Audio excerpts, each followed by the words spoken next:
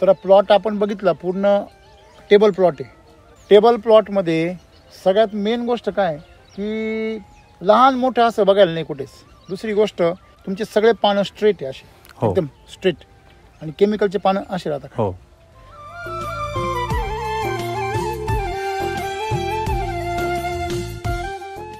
त्यांचा खर्च कदाचित केमिकलचा कमी पण असू शकेल असं गृहीत धरू आपण. बरोबर थोडा वेळ गृहीत धरू. परंतु आता उत्पन्नाची बाजू जर पाहिली तर तुम्हाला काय वाटतं आता जर आपण पाते मोजले झाडाचे आणि डेव्हलपमेंट जर पाहिली तर काय वाटतंय आपल्याला?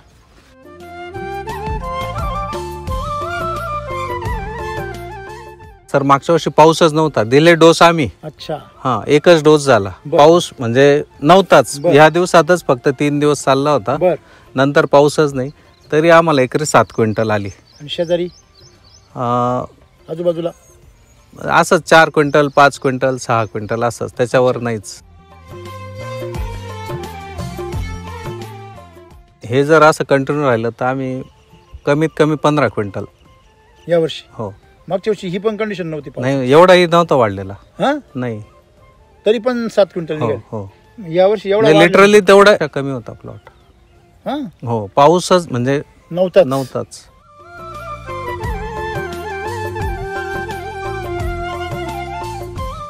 तुमच्या याच्यावरती पूर्णपणे लव आहे पानाला. कशावर? पाना शेंड्यावरती, तुमच्या खोडावर पण आहे, पानांवरती, तुमच्या त्या पातीवरती ज्या पात्या नवीन निघाल्या या शेंड्यामध्ये त्याला पण काय पूर्णपणे लव आहे. आणि ती साधी सुधी नाही, डायरेक्ट एखाद्या साधू महाराज दाढीसारखी एकदम कडक. ती जी लव आहे ती लवच तुम्हाला त्या किडींपासून, थ्रिप्स पासून आणि त्या पेस्ट पासून वाचवते. तुमच्या झाडावरती आपण लेडी बर्ड तो बिटल तो दिसतो आपल्याला.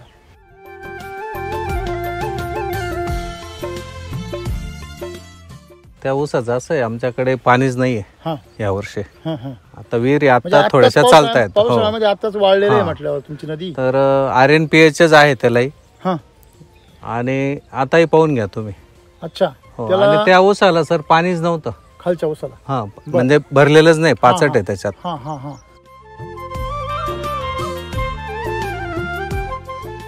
पूर्ण पिवळा पडतो, चिक्का येतो. चालू झालाय ना, याच्यावर पण आलाय पण तो टिकणार नाहीये सर. म्हणजे आमचा अनुभव गेल्या 5 वर्षाचा. टिकणार नाही का? रोग टिकणार नाही. का बरं सर? तो गळून जातो आपोआप. म्हणजे शेतकरी म्हणता का ऊस टिकणार नाही, तुम्ही म्हणता रोग टिकणार नाही. सर आमचा अनुभव आहे. म्हणजे मग ते आमच्याकडे आले पाहिला की तुमच्याकडे असेल बुवा, तुम्ही खोटं बोलतात बुवा. त्यांना म्हटलं, मग माझा जो माणूस होता त्याला पाठवलं. तुमच्याकडे असायलाच पाहिजे. त्याच्यासोबत पाठवलं त्यांना. तुम्ही मला ऊस उपटून आणून द्या, तुम्ही म्हणाल ते देईल.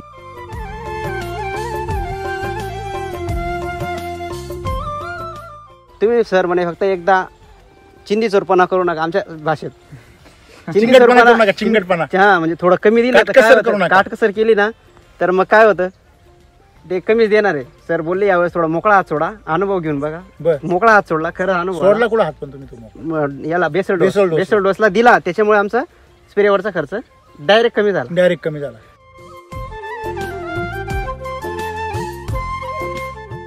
जवळचा मित्र आहे तो मला सांगतो केमिकल्स होणारच नाही, थोडं तरी दे. बरोबर. पण मी देतच नाही. त्याचं होतच नाही केमिकल. देणारच नाही म्हटलं. माझा बाग मी उपटून काढेल पण मी देणार नाही. उपटून काढेल पण देणार नाही.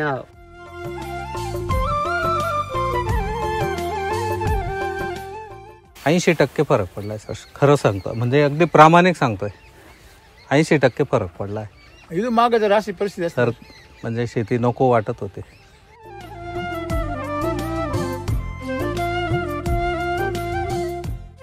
आता आपण जर पपई जर तुमची बघितली डोर मधून तर तिची जे पानं आहे असं तेल लावल्यासारखे. हो. म्हणजे तुम्ही तेल ओतलंय का खाली? हो.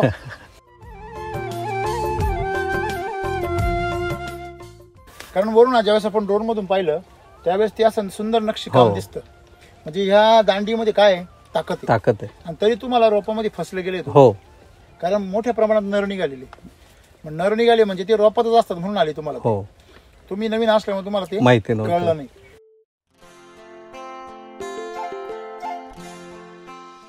पपईवाल्यांच्या मताप्रमाणे की 5x5 वरच पाहिजे होती बुवा.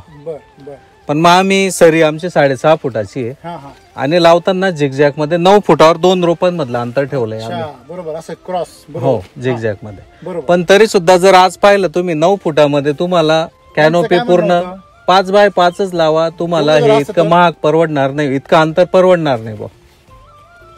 आता वरून पाहिलं तर सगळं झाकून गेले. हो. हा आणि आता आजच आले होते ज्यांनी आम्हाला सांगितलं होतं पपई लावा, ते पाहायला ते म्हटले की आमच्यापेक्षा चांगली आहे तुमची पपई. आणि वरून तुमची पपई पाहिल्यावर अशी निष्कलंक, जसं लहान पोराला कसं बाळसं असतं, अशी चमक अशी जाऊन पप्पी घ्यावा अशी वाटती, तशी पपई.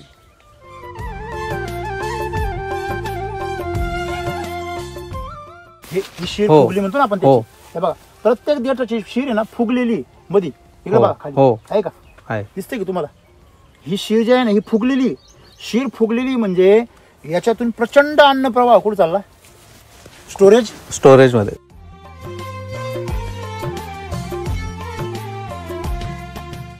हा स्ट्रोक काय सांगू राहिला? हा स्ट्रोक अजून भरपूर त्याची वाढ होणार आहे याची सर. वाढ भरपूर होणार आहे.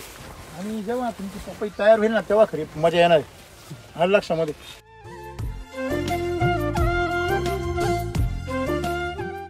की तुम्ही जे सांगतात ना नेहमी की फॅक्टरी जेवढी मोठी असेल तेवढं आपलं गोडाऊन भरेल बा, आता कळलं ना? म्हणून आम्ही लावलंय. आम्हाला पपईचे सर्व सल्लागार म्हणत होते की तुम्ही चुकताय. जवळ लावा तुम्ही. हा. आता काय म्हणते त्यांना? आता दाखवा आता ते आले तुमची ते- रांगोळी दाखवा त्यांना. तर ते म्हटले की मध्ये बा चालता येत नाही बा असं.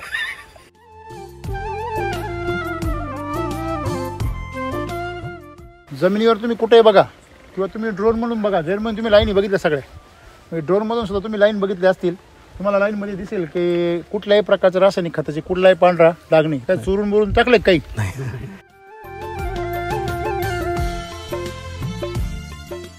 म्हणजे जनरली कसं होतं सर, बोंडाळी जी असते ना वरचा साधारण 20% माल बोंडाळी निघते. तीच वरचा, नंतरचा हा. नंतर तो कोवळा राहतो ना. हो आणि त्याला लुसलुशीत. हो.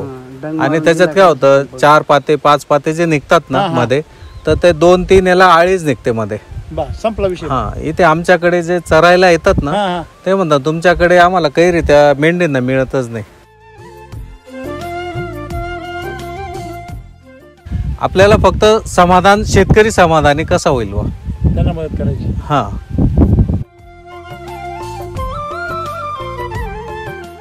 तर आनंद होतो, कारण अपेक्षा असतात शेतकऱ्याच्या. बरोबर प्रत्येक ठिकाणी लुबाडला जातो तो, बरोबर आणि प्रत्येक दुकानदार हा फक्त वाटच पाहतो बकरा केव्हा येईल. बरोबर. प्रॉब्लेम तो आहे आज मार्केटमध्ये. अच्छा. हा. केळी प्लॉट वाल्याला एक ट्रायल करायला लावला होता बर. कृषी अमृतचा. वैदिक वापरत नव्हता, बरोबर SCT का वापरत नाही तो, बर बर बर वापरून तर बघ तुला काय फरक वाटतो. बर. मग त्याला तो म्हणे मला 20 बॅग द्या. म्हटलं नाही 10च नाही, बर 20 दिल्या नाही सर मी. बरोबर तू फक्त एका तुकड्याला वापर आले, बरोबर बरोबर. फरक वाटला तर घे. सर तो माल त्याचा एक्सपोर्ट झाला होता. तेवढा प्रॅक्टिकल लागवड आहे 25 मेची. आपल्या अगोदर लागले. हो आपल्या अगोदर 14 दिवस. बर बर. त्याच्यामध्ये थ्रिप्स मोठ्या प्रमाणात दिसते. हो चालताना उडतं ना सर. पात्यांचं जे काही म्हणजे स्ट्रेंथ आहे छोटी फुलं म्हणतो ना आपण. हो मेन कांडी काडीवर चाललेली आहे आणि बाकीचे फुटवे जे आहे ते सिंपल आहेत. कळी जी आहे पातं म्हणतो आपण त्याला, ती सुद्धा स्मॉलच आहे. हे बघ. आणि तरी माझ्या माहितीनुसार ही कपास चांगली आहे, म्हणजे तुलनेत हो जनरली असं लहान मोठेपणा जास्त. व्हरायटी ही पण 659 आहे राशीची, हां आणि आपली 659. Same variety. Same variety. वैदिकचा प्लॉट कसा ओळखायचा, तर तो असा ओळखायचा. इकडची पानं आहे ती बघा, आणि इकडची पानं बघा. इकडे पाहिलं काय दिसतंय, आणि ही पानं जी आहे ही खाली अशी. ही दिशा बघा, ही दिशा कुठे यायची, खाली हे का. तिची हाईट किती होती, हे खाली शेत खाली, तिच्या लेवलला आले ती.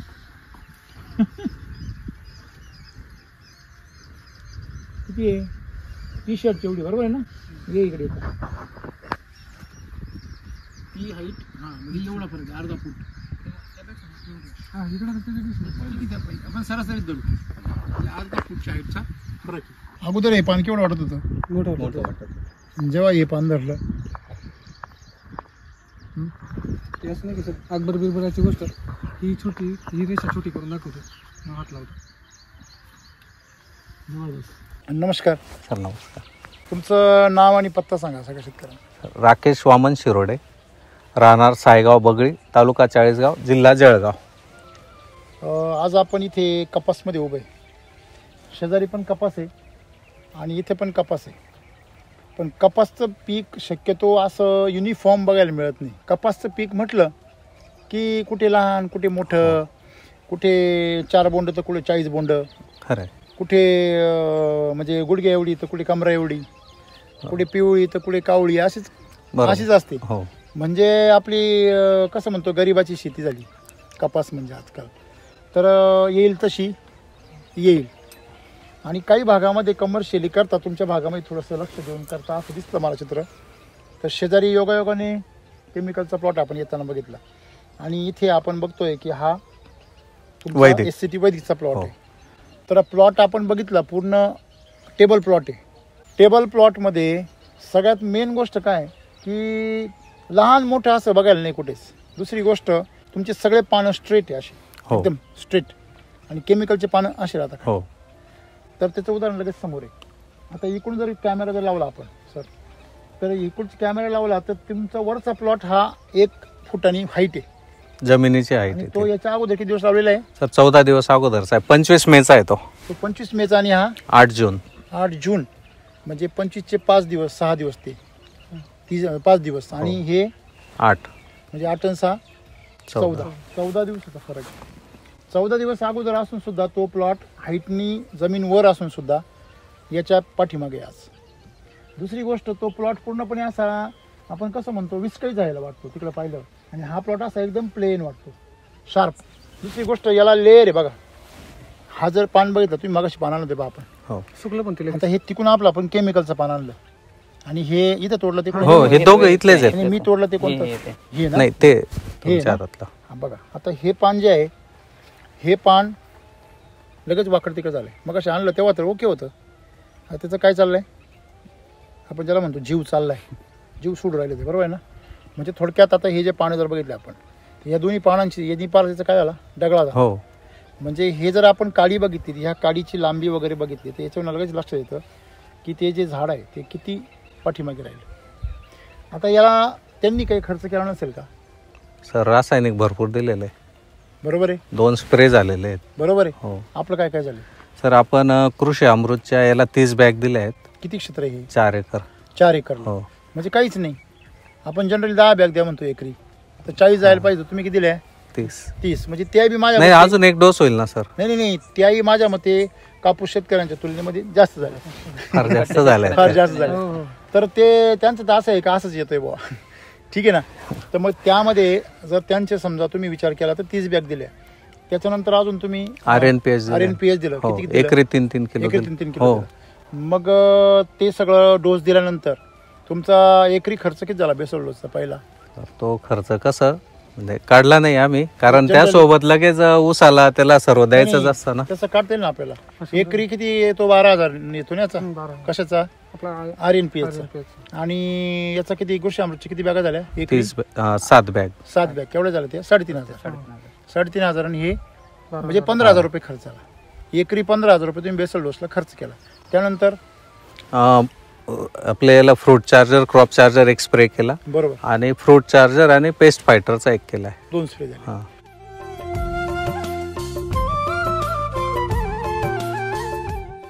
त्यांचा खर्च कदाचित केमिकलचा कमी पण असू शकेल असं गृहीत धरू आपण. बरोबर. थोडा वेळ गृहीत धरू.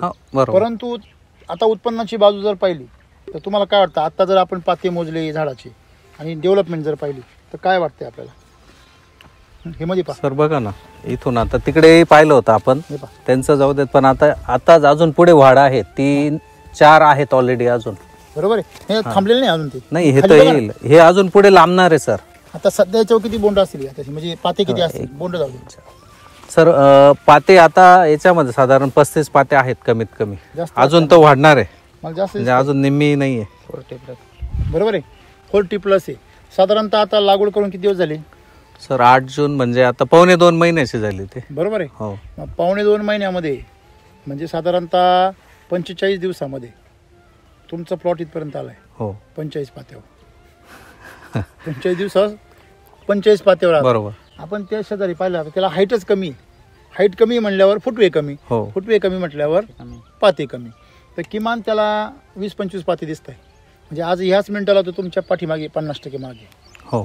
14 दिवस पुढे असून 50% मागे. तर उत्पन्नाची बाजू जर पाहिली तर सरासरी तुमच्याकडे तुम्ही इथून मागे कधी अनुभव घेतला का SCT वैदिकवर? हो. काय काय अनुभव घेतला सर? लाल पडत नाही कपाशी, सर्वात महत्वाची मागच्या वर्षीचा अनुभव. हा, लाल मागच्या वर्षी पण सेम डोस वापरला होता. हो हो. किती क्षेत्र होतं तेव्हा? त्यावेळेस माझ्याकडे 7 एकर होतं कापसावर. हो, कापसावर. मग कपास तुमची त्यावेळेस काय अनुभव आहे सगळा? त्यावेळेस काय झालं सर, मागच्या वर्षी पाऊसच नव्हता. दिले डोस आम्ही. अच्छा. हा, एकच डोस झाला. पाऊस म्हणजे नव्हताच. ह्या दिवसातच फक्त 3 दिवस चालला होता. नंतर पाऊसच नाही. तरी आम्हाला एकरी 7 क्विंटल आली. आणि शेजारी आजूबाजूला असंच 4 क्विंटल, 5 क्विंटल, 6 क्विंटल असंच, त्याच्यावर नाहीच. म्हणजे पाऊसच नव्हता, पाणीच नव्हतं. 4 क्विंटलच्या आसपास आली. तुमची 7 क्विंटल आली. हो. म्हणजे साधारणतः 7 क्विंटल जर धरली तर 7 क्विंटलचे पैसे किती होतात? 7-8 56,000. 56,000 झाले. म्हणजे खर्च जर तुमचा जर 20,000 झाला असेल तर तुम्हाला 56,000 झाले. बरं, तुम्ही बँकेत 20,000 टाकले. बरोबर. आणि तुम्हाला तिने 56,000 दिले. तर ही दामदुप्पट योजना झाली ना. बरोबर आहे. आता मला सांगा की पाऊस नसताना दामदुप्पट योजना चांगली आहे ना, काहीच न करण्यापेक्षा. बरं, उदाहरण आपण हे घेऊया की एखादा शेतकरी त्यांनी फक्त 10,000 खर्च केले केमिकलवर, असं म्हणूया आपण. 10,000 खर्च तर होतोच, बरं काही जरी तुम्ही नाही केलं तरी होतोच. मग 10,000 खर्च केल्यावर त्याला जर समजा 4 क्विंटल झाले तर त्याचे किती पैसे झाले? 8 32,000. मग 32,000 त्याच्यामध्ये किती गेले? त्याचे 10,000 रुपये गेले. बरोबर आहे. त्याला किती झाले? 22,000 राहिले. बरोबर आहे. तरी तो तुमच्या काय मागे. म्हणजे तुम्ही काय जास्त मेहनत करता का? नाही, सारखीच आहे ना मेहनत. उलट मायामध्ये त्यांची मेहनत जास्त होत असेल. स्प्रेइंग वगैरे, स्प्रे त्यांना सापडायला जास्त लागतं. आपला माल जात निघतो ना, एकदम पटापट निघतो. आताच्या मिनिटाला आता यावर्षी थोडाफार पाऊस बरा आहे, भरपूर नाहीये. बरोबर. कारण तुमची नदी कोरडीची पाहिली आम्ही. हो हो. अशा कंडिशन मध्ये ग्रोथ चांगली आहे.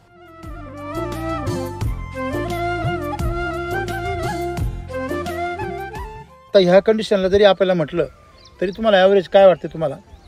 सर, अशी कंडिशन जरी टिकली तरी हे जर असं कंटिन्यू राहिलं तर आम्ही कमीत कमी 15 क्विंटल यावर्षी. हो. मागच्या वर्षी ही पण कंडिशन नव्हती. नाही, एवढाही नव्हता वाढलेला. हा, नाही, तरी पण 7 क्विंटल निघाले. हो. यावर्षी एवढा लिटरली तेवढा कमी होता प्लॉट. हा, हो. पाऊसच म्हणजे नव्हताच. अच्छा. थोडक्यात म्हणजे यावर्षी तुम्हाला जर 15 क्विंटलचं धरलं तर 15-8 20,000. म्हणजे किती महिन्याचं पीक आहे हे? 6 महिने सर, लावण्यापासून तर शेवटच्या बोंड वेचण्यापर्यंत. मग तुम्हाला साधारणतः याच्यामध्ये 1,00,000 रुपये उत्पन्न मिळू शकतं. बरोबर आहे. साधारणतः 20,000 रुपये खर्च जर केले, शेवट आणखीन 5,000 खर्च केले समजा तुम्ही. बरोबर. 15 आणि 5 20. 20,000 मध्ये तुम्हाला 1,00,000 रुपये होऊ शकतात एकरी. म्हणजे ह्या 4 एकरचे तुम्हाला 4 लाख रुपये होतील. म्हणजे 1,00,000 रुपये खर्च करून तुम्हाला 4 लाख रुपये मिळू शकतात. मला वाटते कोरडवाहू शेतीमध्ये जिकडे दुष्काळ पडतो त्या भागामध्ये हे एक चांगलं गणित आहे. हो.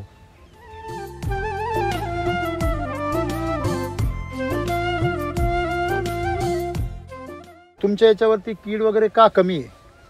तर मी जरा ते मगाशी जास्त क्लोजअप करून तुमचा हे बघितलं तर तुमच्या याच्यावरती पूर्णपणे लव आहे. पाना. कशावर? पाना. शेंड्यावरती, तुमच्या खोडावरती, खोडावर पण आहे, पानांवरती, तुमच्या त्या पातीवरती. ज्या पात्या नवीन निघाल्या या शेंड्यामध्ये त्याला पण काय पूर्णपणे लव आहे. आणि ती साधी सुधी नाही, डायरेक्ट एखाद्या साधू महाराज दाढीसारखी एकदम कडक. ती जी लव आहे ती लवच तुम्हाला त्या किडींपासून, थ्रिप्स पासून आणि त्या पेस्ट पासून वाचवते. तुमच्या झाडावरती आपण लेडी बर्ड तो बिटल तो दिसतो आपल्याला. मग तो जो किडा आहे तो किडा काय करत असतो? थ्रिप्स, मावा, तुडतुड्यांची अंडी खातो, त्यांना खातो, पिल्लांना. तर तो त्याच्यामध्ये आहे. तो सतत तुमची साफसफाई करायचं काम करायला तुम्हाला आणखीन काय करतोय? मदत करतोय. मग हे निसर्ग तुम्हाला मदत करतोय, किती मोठी गोष्ट आहे. बरोबर आहे ना? म्हणजे थोडक्यात तुमच्या शेतामध्ये तुमची शेती करायला ऊन वारा पाऊस सुद्धा काय करतोय, मदत करतोय.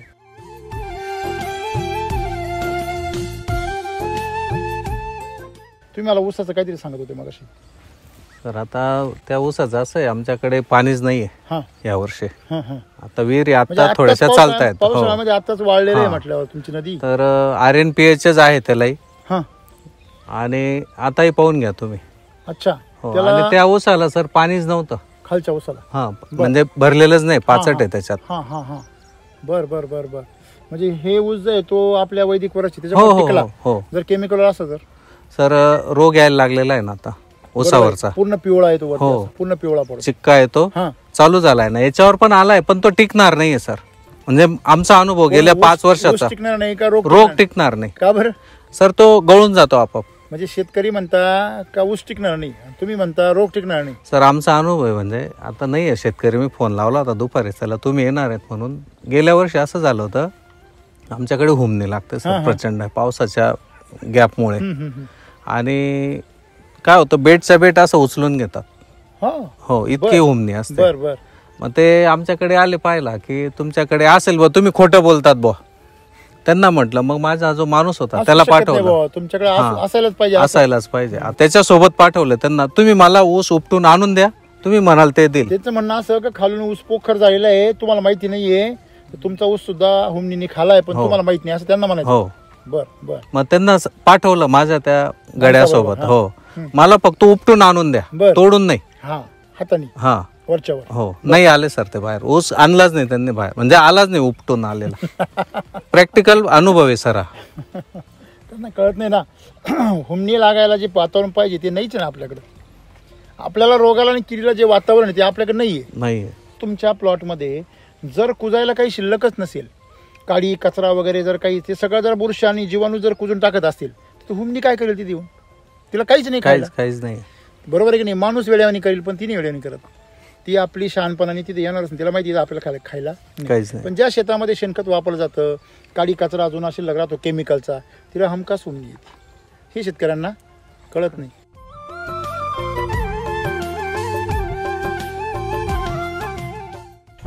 गांढर ना विषय सांगित त्या बाजूना ज्या होतात ना, हा त्या म्हणत की गांढर आमना उचलेला गेले म्हणे. मग तेच म्हणतो बेट धरा, तेच बेट उपटाय नव्हतं बेट. बर.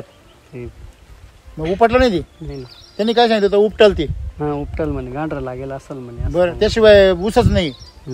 मग ते आले इथं, मग ते त्यांनी पकडलं होतं ना दोघं सगळे दोघं मग नाही उपटलं होतं ना बेट. मग आता ते म्हणे तुमचं काय असं आहे तसं आहे. त्यांना म्हटलं काय उपटून बघा गांढर आहे का काय. बरोबर आहे ना? म्हणजे तुमच्याकडं हुमणी म्हणायचंय तुम्हाला, ती आळी नाही खाली. आम्ही म्हणजे गांढर प्रचलित शब्द आमचा. बरोबर बरोबर, तुमच्याकडचा शब्द. म्हणजे तुमच्याकडे हुमणी आळी आलीच नाही, सगळी काय बाकी शेजारी सर्व.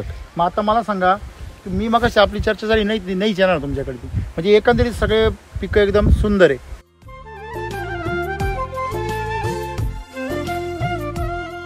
मी देवळीचा प्रॉपर आहे. माझं शेत आडगावला आहे 2 किलोमीटर. तरी माझा या वर्षाचा अनुभव आहे, दरवर्षी मी 8 दिवसाला स्प्रे करायचो कॉटनला. दर 8 दिवसाला. या वर्षाचा अनुभव सांगतो तुम्हाला. आणि मागच्या वर्षाचा पण सरांचा आमचा कॉन्टॅक्ट झाला. मी वापरतोय, डाळिंबालाही वापरतोय आणि कॉटनलाही वापरतोय. या वर्षी 3 जुलैला मी पहिला स्प्रे केला कपासला.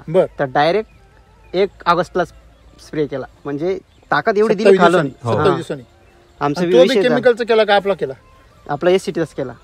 बर. सर बोलले की तुम्ही सर म्हणे फक्त एकदा चिंदी चोरपणा करू नका. आमच्या भाषेत चिंगटपणा. हा, म्हणजे थोडं कमी दिलं, काटकसर केली ना तर मग काय होतं, ते कमीच देणार आहे. सर बोलले यावेळेस थोडा मोकळा हात सोडा, अनुभव घेऊन बघा.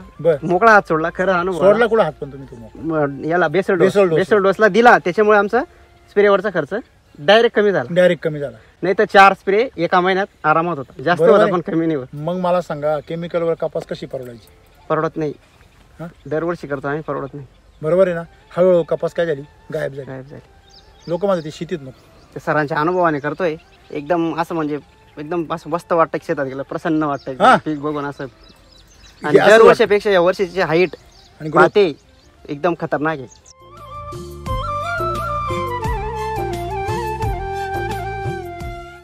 सर आपलं आता डाळिंब 26 महिना झाला, आपण अजून एक दाणा केमिकलचा दिलेला नाही त्याला, एक दाणा सुद्धा दिलेला नाही.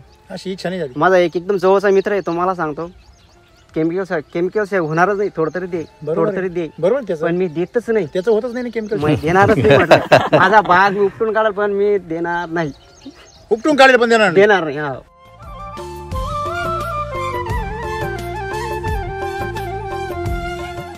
आणि आपलं ते मिल्क चार्जर बी चालू आहे आपल्या गाईला, शेळींना. हा, हो. तो कसं काय अनुभव आहे? शेळीचं तर आम्ही डायरेक्ट म्हणजे एवढं दूध देते ना सर ती, त्या डायरेक्ट काला मोडून घरी खातो मी ते दूध. याचं सेंटच येत नाही डायरेक्ट त्या दुधाचा, शेळीचा. नाही तर जनरली काय वाटतच नाही, जर दिलं नाही ना तर असा सेंट येतो काही पण जे खाल्लं ना तेच आपल्याला खावं लागतं. हो, सेंट येतो. आणि घरी चहा मध्ये पण माझे पप्पा ओळखून घ्यायचे की आज बकरीचं दूध आहे. आणि नंतर आम्ही मग आईने मी प्रयोग केला, मिल्क चार्जर देऊन बघून पाहिला, चहा देऊन, तर तेव्हा वडील बोललेच नाही. मग आम्ही आमचा विषय व्हायचा आईचा आणि आमचा, बघ आता दिले ना पण बकरीची चहा, सेंट आला नाही. मग आम्ही नंतर सांगायचो की बकरीचा चहा होता तो, बकरीच्या दुधाचा. मी तुम्हाला मगाशी काय म्हटलं, शेण जर पूर्ण जर कुजलं ना तर त्याच्यामध्ये शेणाचा वास नाही राहत. तुम्ही ज्यावेळेस त्या जनावराला, शेळी असो आणि गाय असो, तिला ज्यावेळेस पूर्ण पचन होतं ना त्यावेळेस तिच्यामधले जे मूळ तत्व आहे ते मूळ तत्व शिल्लक राहत नाही, ते पूर्ण पवित्र होऊन जातं, पौष्टिक होऊन जातं. पण ते पूर्ण पचणं गरजेचं आहे. आपली समस्या काय आहे की जनावराला हल्ली पचतच नाही, कारण पाणी चांगलं नाही, कारण त्याचं त्या चाऱ्यामध्ये तेवढी ताकद नाही, आणि म्हणून ह्या समस्या आहे. मग त्या चाऱ्यामध्ये जे गुणधर्म आहे तसे त्या दुधामध्ये उतरतात, शेणामध्ये, लेंडरमध्ये उतरतात. मग ही समस्या आहे. मग हे शेतकऱ्यांना कळत नाही. त्यांना असं वाटतं नाही हे असंच असतं आणि हे असंच राहणार. तसं नाही आहे ते वास्तविकता. जर व्यवस्थित पचन झालं तर कुठलीही गाय किंवा कुठलीही शेळी तुम्हाला जे दूध देणार आहे ते बेस्टच देणार आहे. मकाला वगैरे वापरता का? मग मक्काला वापरतो. काय मागच्या वर्षी experience दुष्काळ असल्यामुळे काय वापरलं नाही. त्याच्या मागच्या वर्षी वापरलं होतं. अच्छा, काय मकाची काय एक्सपिरियन्स? मकाचं म्हणजे आळीचं प्रमाण मी कमी होतं आणि एवढं म्हणजे वाढ बीड एकदम कणीस वगैरे एकदम छान येतं. कणीस वगैरे छान येतं. तुमचं काय काय आता 22 एकर मध्ये? आमचा ऊस आणि कापूसच असतो सर. बरं. फेरपालट मध्ये कापूस असतो बरं. आणि ऊस असतो. पण यावर्षी आता पपई पण लावलेली.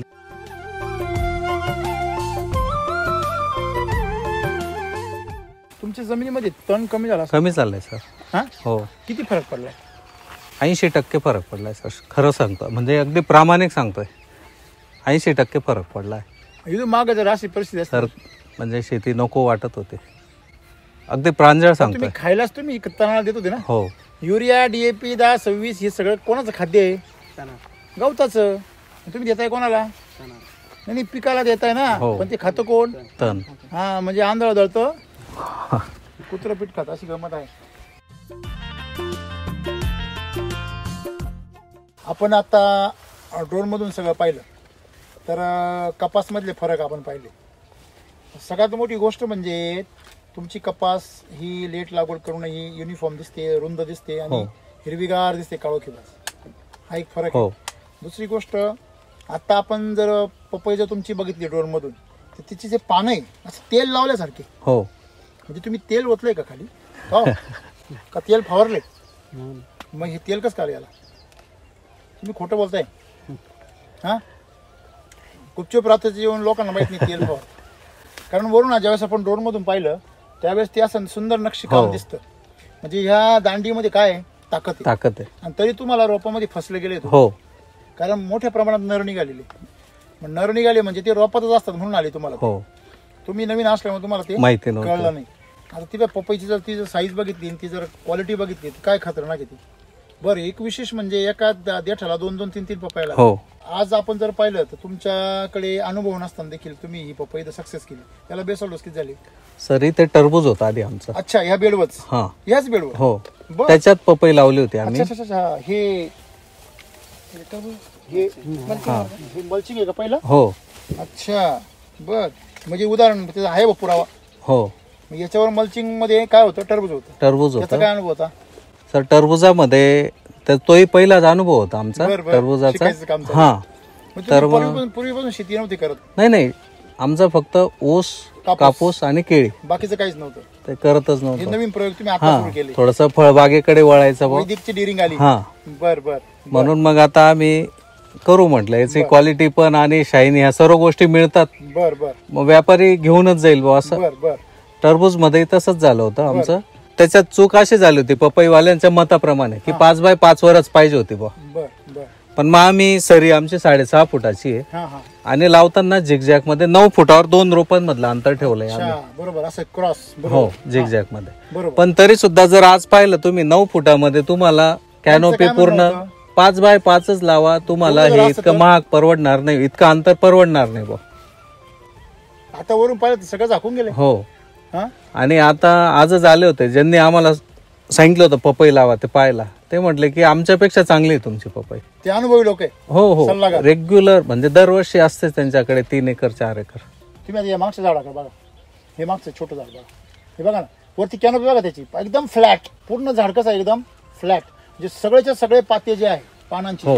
एकदम एक लेवलला आहे. आणि मोकळी हवा पाणी मोकळी मिळतंय हवा. त्याला. आणि तुम्ही जर म्हणजे ड्रोन मधून जर पाहिलं ना, प्रत्येक पानाची कॅनोपी एकाड एक बरोबर अशी हो. सेट केली. जसं काय हो एखादा चित्रकार कसं रांगोळी किंवा डिझाईन काढतो तशा प्रकारची डिझाईन बघायला मिळते.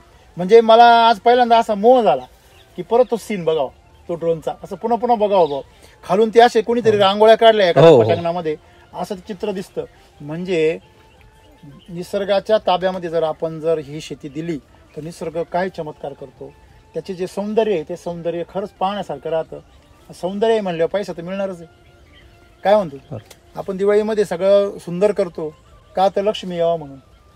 लक्ष्मी पूजनाला करतो की नाही, कारण सौंदर्य, शुद्धता आणि पवित्रता हे लक्ष्मीसाठी काय आमंत्रण आहे. बरोबर आहे. मग तुम्ही शुद्धता राहिली, तुमच्याकडं पवित्रता राहिली, तुमच्याकडं समजा सौंदर्य असेल आणि तुमच्याकडं अजून सत्य जर असेल तर मग तो लक्ष्मी आल्याशिवाय राहतच नाही. मग हे जे सौंदर्य तुमच्या पिकात दिसतं तिकडं याच्यामध्ये पण दिसतं, इथं पण दिसतं. आणि वरून तुमची पपई पाहिल्यावर अशी निष्कलंक, जसं लहान पोराला कसं बाळसं असतं अशी चमक अशी जाऊन पपई घ्यावं अशी वाटती, तशी पपई एकदम. त्यांचं म्हणणं झालं सर की हे जे आहे हे तर आता तुम्हाला दिसतंय सुरुवात आहे, हा. पण पुढे ज्यावेळेस जाल तुम्ही तर हे काहीच तुम्हाला म्हणजे हे नगण्य वाटेल. म्हणजे किरकोळ आहे असं वाटतं. हो एवढी ताकद याच्यामध्ये. त्यांचं म्हणणं म्हणजे आजच येऊन गेले ते. आता तुमची वरून मी मगाशी म्हणून बघा वरून पाहतं बघा काय कडक. हो हे बघा काय त्याला कॅनोपी पान काय हो. खतरनाक आहे. म्हणजे असं नाही आहे का पूर्ण झाडाचे, तुम्ही प्रत्येक पान पण बघा एकदम गर्द काळोखी आहे. आणि ही शीर बघा किती जबरदस्त आहे. हो म्हणजे थोडक्यात हे जे अन्न बनवणार आहे ते कुठं चाललंय सगळं तिथेच आहे खाली त्यांना चाललंय. फळाला. ते फळ कसं बनल आणि केवढं बनल ते का हो हा कसं काय कांदे पण झाड हे आहे. बघा 2 याला बघा हा ना. हे बघा इथं बघा आहे की नाही 2, आणि दोन्ही पण शायनिंग किती जबरदस्त आहे की नाही. म्हणजे त्या असो किंवा खालचे पपया असो, म्हणजे ठीक आहे तुम्हाला काही प्रमाणामध्ये नर्सचं प्रमाण वाढलं हा, एका साईडला, बरोबर, हो. परंतु इकडे जर पपया बघितले आणि तुम्ही त्याचं मधलं अंतर पहा, हे मधलं जे अंतर आहे ते केवढं आहे. एवढा गॅप नसतो कधीच मध्ये नाही सर नाही हा. आणि एवढ्या गॅपमध्ये एवढे पानं नसतात कधी. नसतात. पानामध्ये लय अंतर पडतं आणि जेवढं या नोडमधलं अंतर जास्त पडेल ना तेवढं उत्पादन घटतं. घट्ट ही गंमत आहे.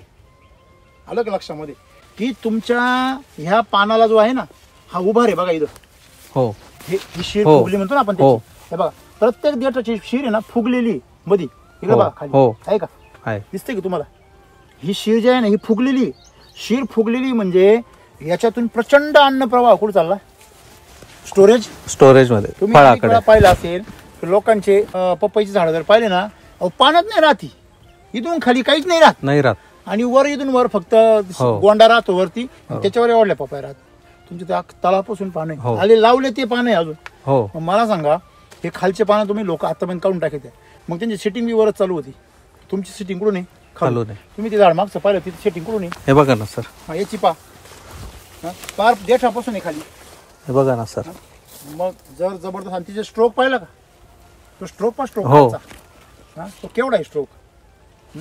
हा स्ट्रोक काय सांगू राहिला, हा स्ट्रोक अजून भरपूर त्याची वाढ होणार आहे, याची सर. वाढ भरपूर होणार आहे. आणि जेव्हा तुमची पपई तयार होईल ना तेव्हा खरी मजा येणार आहे. आलं लक्षामध्ये. एकंदरीत तुम्ही जेवढे पिकं लाव ट्रायल म्हणून काय पण लावले चांगले पपई करणाऱ्यांचे प्लॉट पाहिले मी पिवळे पडतात.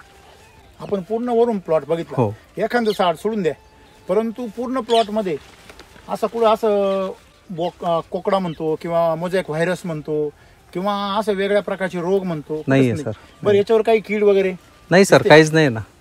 काहीच नाही. आणि पानं काय खतरनाक आहे. आता हे मागं पानं पण हे ते पानं केवढं पान आहे सर हे. हे पान केवढं आहे बघा ना. हे बघा हे पहा नुसतं फाटलं तर चर्र आवाज आला.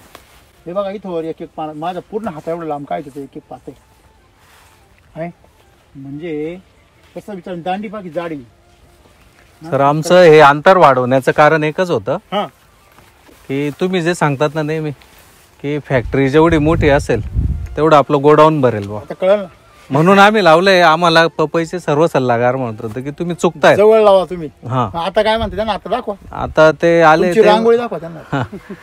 तर ते म्हटले की मध्ये बा चालता येत नाही बा असं. जर तेवढं लावलं आणि असं, त्यांच्याकडे खालचे पानं सर्व गळालेले आहेत. त्यांनी ऑलरेडी ते सगळं फेकून दिलं असं काढून. गळूनच गेले सर. गळूनच गेले. हो काढून नाही, गळूनच गेले. हे असं झालं त्यांचं. त्यांचं हे असं बस. इथून सेटिंग सर असे. त्यांनी सेटिंग पण मारून हो. आता मला सांगा, लोक केळीची पण पानं काढता. हो. मी त्यांना आजच सांगून आलो, सगळ्या चुकीच्या परंपरा तुम्ही सुरू केल्या रासायनिकमुळे. आता हे पान आहे, हे पान त्याचं अन्न द्रव्य संपलं म्हणून खालून गळालं. बरोबर. मग त्याच्यामुळे तिला अन्न नाही, पण जिथून तुमचे पानं टिकले तिथून हो. वर काय लागली, फळदार. फळ आहे. मग आता तुमची फळधारणा म्हणजे सगळे, आता बघा हे जे बारीक बारीक पानं आहे तरी एवढले फळ लागले. हो आता हे पानं केव्हा वाढले सर. आता जनरली पपईमध्ये बघा इथून परत नवीन पानं येत आहेत अजून. बघा ना तुम्ही. अजून एक गोष्ट तुम्हाला ऑब्झर्वेशन करायला सांगतो मी. हे बघा त्याच्यावर शिरा दिसताय सगळ्या. हो हा बघा, हे बघा, हे तुम्ही शिरा बघा आणि त्याचं काटकपणा आणि त्याच्यामध्ये हरिद्रव्य बघा. हा काय खतरनाक बघा खालून सीप. हे जेवढं अन्न तयार होते ते सगळं अन्न कुठं जाणार आहे, दांडीमध्ये. दांडीमध्ये. दांडीमध्ये जाणार. हे जबरदस्त. याला काय आलंय, याला फक्त एक काम करा बरं का, याला इथं पोट फुडून बाहेर आल्यासारखं झालंय. किती वास आलं त्याला. गोल गोल फिर, गोल गोल फिर. किती माल आला बघा ना तुम्ही. हे मागं बघ, मागं फिर. सर काही नरांना पण फळ आलेले आहेत बरं का.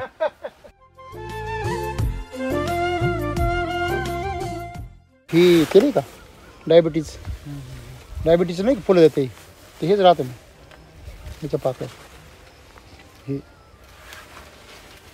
हे खायला द्यायचं. हे नराचं झाड आहे, परंतु तुम्ही याचं ऑब्झर्वेशन करा, खाली पूर्ण काय झालंय, व्हायरसनी खराब झाले. हो पण वर परत काय नाही शेंडा ओके निघाला.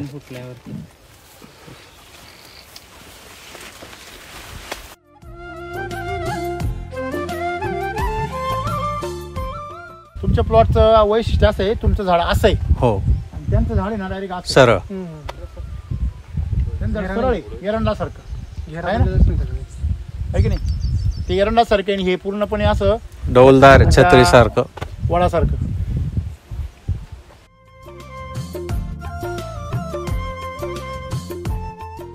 इकडे आपलं यापुढे आहे, म्हणजे कोणाला शंका यायला नको. जमिनीवर तुम्ही कुठेही बघा किंवा तुम्ही ड्रोन म्हणून बघा, जर म्हणून तुम्ही लाईनी बघितल्या सगळ्या, म्हणजे ड्रोनमधून सुद्धा तुम्ही लाईन बघितली असतील, तुम्हाला लाईनमध्ये दिसेल की कुठल्याही प्रकारचं रासायनिक खताची कुठलाही पांढरा डाग नाही. काय चुरून बुरून टाकले काही. हां म्हणजे कुठलाही रासायनिक न खत न टाकता ही कपास एवढी सुंदर आहे. तो आपल्याला पपईचा प्लॉट एवढा सुंदर आहे, ऊस पण तुमचा एकदम छान झाला आहे आणि एकंदरीत शेती व्यवस्थित आहे. बरोबर आहे. हो आणि टेन्शन फ्री सगळ्यात महत्त्वाची. टेन्शन आहे का? नाही अजिबात. तुमचंच टेन्शन बघ त्यांना. नाही नाही ना, नाही तुमचं पण नाही का? नाही. तुम्हाला काय सांगावं वाटतं सगळ्या शेतकऱ्यांना? शेतकऱ्यांना जर सधन आणि सुखी व्हायचं असेल तर SCT वैदिक आपलं करावं त्यांनी, आणि त्यांचं जे टेन्शन आहे ते 100% दूर होणार आहे सर. हां हां. आणि शेती करण्याची आवड निर्माण होईल, सर्वात महत्वाचा विषय जो आहे. हो तुम्हाला नवीन नवीन प्रयोग करायची इच्छा निर्माण हो, व्हायला लागली. बरोबर आहे ना. हो. आता पपईवाले जे शेतकरी आहे, जे ऑलरेडी पपई करता पूर्वीपासून, ते तुम्हाला सल्ले विचारतील. आता हे हो. तुमचा प्लॉट पाहिल्यावर तुम्ही एवढ्या पावसात एवढ्या हिट मध्ये, आता किती महिने झाले त्याला लावून? 5 महिने आज झाले ना सर. बरोबर आहे ना. हो. अख्खा हिट घालताय तुम्ही त्याच्यामध्ये. आणि पाणी कमी आहे तुम्ही म्हणता. हो पाणी कमीच होतं. किती होतं उन्हाळ्यामध्ये पाणी तिला? सर उन्हाळ्यामध्ये म्हणजे तिला 1 तास द्यायचो फक्त आम्ही. किती दिवसातून? 4थ्या-5व्या दिवशी. बापरे. हो. आणि आमच्याकडे टेम्परेचर असतंच ना. पपईला पाणी जर नसेल तर ती हो. जमतच नाही, ती हो. उठतच नाही वर. नाही 45-46. आता ही किती महिन्यात झाली? आज 5 महिन्याचे झाले ना.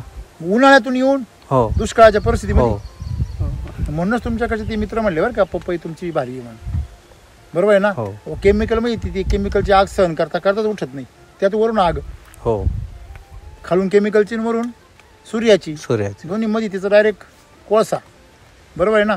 म्हणजे तो एक फायदा झाला. म्हणजे आज शेती तुमची पूर्वपदावर आली तर जर तुम्हाला जर याच्यामध्ये खर्चाची बाजू जर पाहिली तर हे बागायती पिकांचं उत्पन्न आहे. म्हणजे हे असं नाही आहे का समजा तुम्ही कपास कशी केली बागायती केली आणि एक तुम्ही जिरायती पण करू शकता का बाबा तिच्याकडे लक्ष द्यायचं नाही, येईल तशी येईल. परंतु तुम्ही जर मेहनत केली आणि थोडा खर्च केला तर इथे 100% खर्च वसूल व्हायची काय गॅरंटी. काय वाटतं मला का हो गॅरंटी.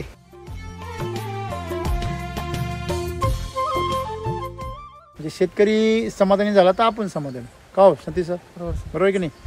तुम्ही तुमच्या मार्फत काय सांगाल शेतकऱ्यांना जे काम करता, ज्या शेतकऱ्यांकडे मजदुरी करता? हा प्लॉट आहे ना इथं, त्या भाऊनी वापरलं होतं ना सर्व, की त्यांनी शेंड्यापर्यंत कापूस वेचला होता. शेंड्याची पण जी कैरी येते ना ती पण बाद ती पण वेचली होती त्यांनी. बर. आणि बाकीचे केमिकल काय परिस्थिती राहते? त्याला म्हटलं काय वाटलं, तो म्हणे एवढे तर बोंडाई येऊन जाते म्हणे अर्धेपर्यंत, तर ते वरती ते बोंडाई विषय संपला. इथे तर तुमच्याकडे काहीच नाही आताच, तेव्हा वरती काय ती येणार पण नाही भेटायला.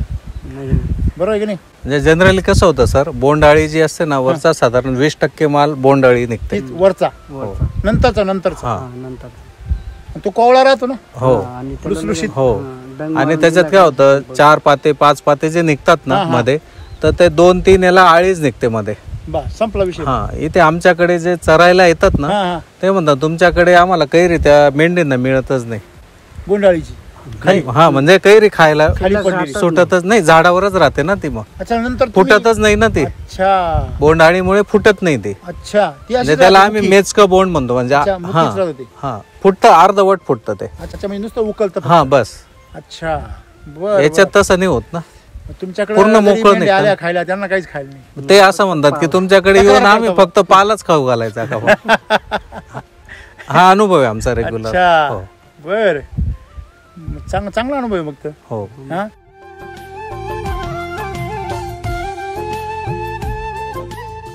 असंच तुमची कपास सुटो आणि आणखी मोठी हो. बरोबर की नाही? आणि तुमच्या मार्फत सगळ्या शेतकऱ्यांना प्रेरणा मिळो. तुम्ही इथे शॉप पण चालू केले असं, काय उद्देश तुमचा शॉप चालू करण्याचा? सर उद्देश म्हणजे काय होतं की आपल्याला जे आहेत ओळखीचे परिचयाचे, जसं आता हे आमचे मित्र आहेत, बरोबर, आपल्याला फक्त समाधान, शेतकरी समाधानी कसा होईल वा, त्यांना मदत करायची. हा. बरं, एकंदरीत मला सांगा की आधी तुम्ही स्वतः पिकवलंय आणि मग लोकांना आता तुम्ही मदत करताय, काय वाटतंय याचा एकदम अनुभव होतो? सर आनंद होतो, कारण अपेक्षा असतात शेतकऱ्याच्या. बरोबर. प्रत्येक ठिकाणी लुबाडला जातो तो. बरोबर. आणि प्रत्येक दुकानदार हा फक्त वाटच पाहतो बकरा केव्हा येईल. बरोबर. प्रॉब्लेम तो आहे आज मार्केटमध्ये. हा. तुम्हाला वाटतंय तुम्हाला बकरा बनवत नाही? आमचं एकदम व्यवस्थित चालू आहे या वर्षी. म्हणजे मागच्या वर्षापासून खर्च एकदम कमी झाला. बकरा का बरं म्हणता लोक, तुम्हाला माहिती आहे का? बकरा का बरं म्हणता? बकरा किती जरी मोठा केला तो काय करायचा राहतो? कापायचा. बरोबर आहे ना? म्हणून बकरा म्हणता. माणसाने समोरच्याचं आयुष्य मोठं होईल याच्यासाठी प्रयत्न केला पाहिजे. समोरच्याचं आयुष्य कसं संपवता येईल याच्यासाठी प्रयत्न नाही केला पाहिजे. बरोबर आहे की नाही? तसं तुम्ही जर समोरच्या मातीला जर पोषण दिलं तर ती झाडाला मोठं करेल, झाडाला पोषण दिलं तर झाड तुम्हाला मोठं करेल. हो, बरोबर आहे ना? तुम्ही मातीचं शोषण केलं ती झाडसुद्धा काय करेल, जे मातीचं शोषण करेल. आणि एक दिवस किडी पण तुमच्या पिकाचं शोषण करतात. शेवटी शेतकरी संपून जातो. अशीच परिस्थिती की नाही? म्हणजे घरची शेती असून करून सुद्धा करायची हिंमत होत नाही.